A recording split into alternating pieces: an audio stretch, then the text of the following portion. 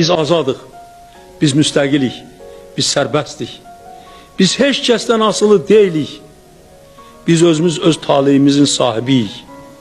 Bilirsiniz, bunun üçün, yalnız bunun üçün aylarla əziyyət çəkmək olar.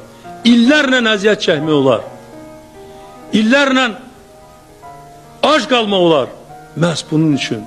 Çünki əsrlər boyu bizim ulu babalarımızdan indiyə qədər Azərbaycanın mütəfəkkir insanları milli azadlıq, müstəqillik arzusu ilə yaşamışlar.